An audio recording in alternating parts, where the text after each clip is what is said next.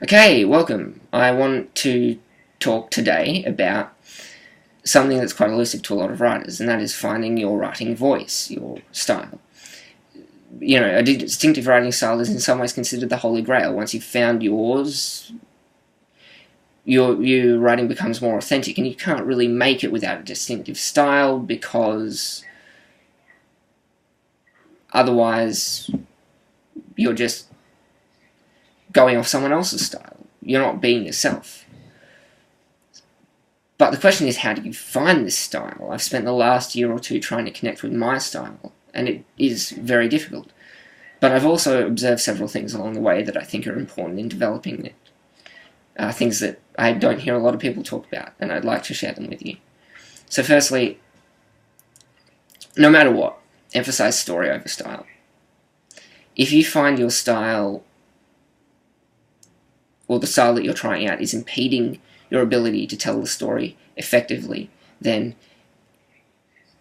you are probably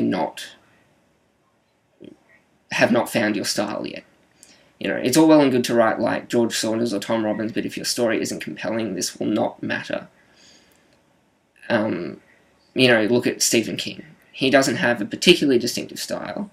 You wouldn't think he writes beautifully, but he writes clearly, and his story is very well told, and he's the most successful author in the world. And it's also worth noting that structure works at a macro level, as well as at a smaller level of sentence structure, imagery, dialogue. It works at the level of subject matter and story structure. Many writers have thematic obsessions, whether this is race, sexuality, free will, or any number of things. And this is part of their style, because it's part of them, it's part of their personality. You know, those obsessed with themes of race are often of an ethnic minority, and likewise with those writing on sexuality. This becomes a part of their style. This is, you know, the old write what you know rule, but you can bend this, because I write a lot of stories about women myself, and this is because I feel like there's something that I need to express that I can't express by having a male protagonist in certain stories of mine. And if I were to write about them with a male protagonist, I would be lying to myself about that part of me, and that would not be authentic to my style. So if this is you, if you're attracted to writing about a group of people or a subject that you do not know about, or that you do not belong to, don't fight it. This is your voice coming through. Some unconscious part of you wants to be heard, and without it, your voice is incomplete. And this kind of leads me on to my next point, which is tell the story that wants to be told, and the stories that matter to you. Too many writers try and force a story. You know, they decide what will happen in the story before they really know what the story is that they are telling. You know, they get an idea, and they just start writing without really letting it percolate. And this leads to a flawed narrative. The more that you think on a story, the more that the story, if it's a good one, and that is important, sometimes stories, you know, ideas just don't go anywhere. But if your story is a good one, it will begin to become real and more real the more that you think about it. The characters will take on a life of their own. They will tell you what they would do and how the story should progress, and a structure will start to suggest itself to you. Again, an example from my own practice. Several months ago I was struggling with the story I was writing, and the reason why was because I didn't know my characters well enough. I didn't know the story that they wanted to tell. I was trying to tell the story I wanted to tell, but it wasn't the story that was true to my characters.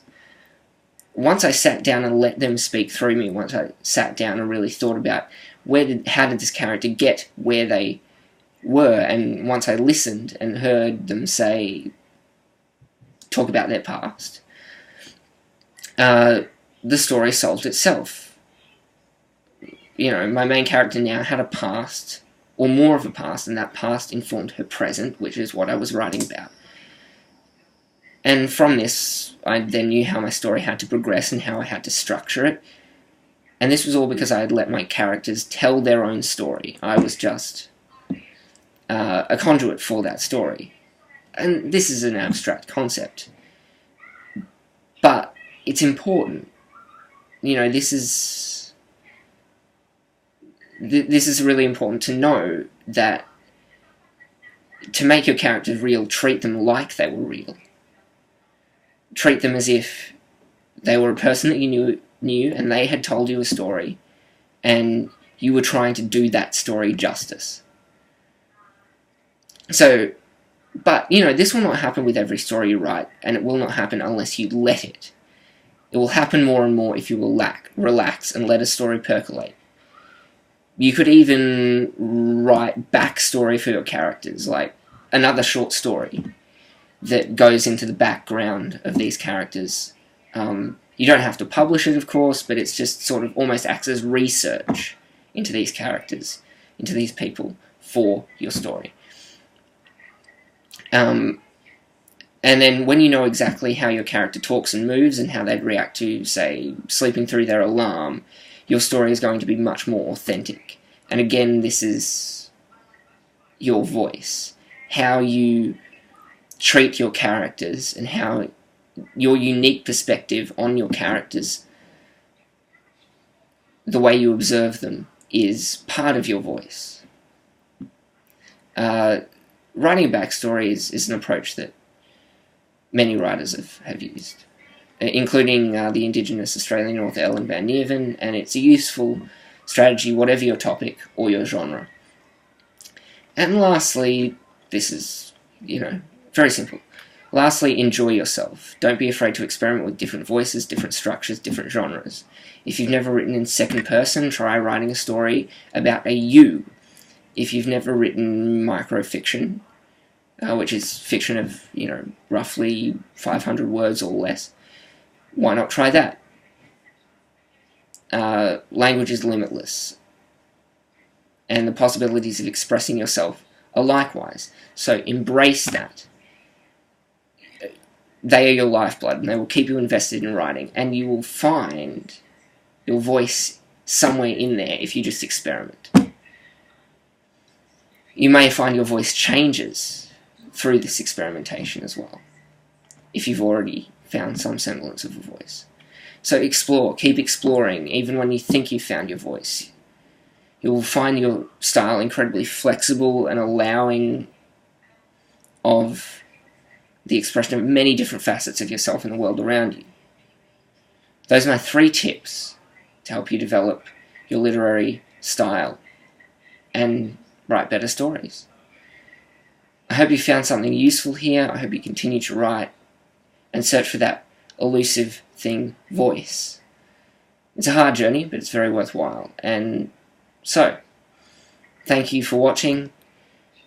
Click that subscribe button down the bottom if you want to see the rest of my videos. Follow me on Facebook and Twitter. You can find the links down there.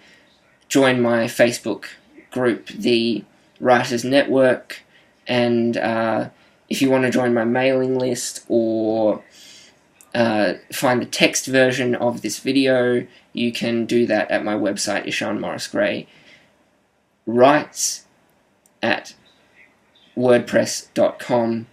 Again, link in the description. Thanks for watching.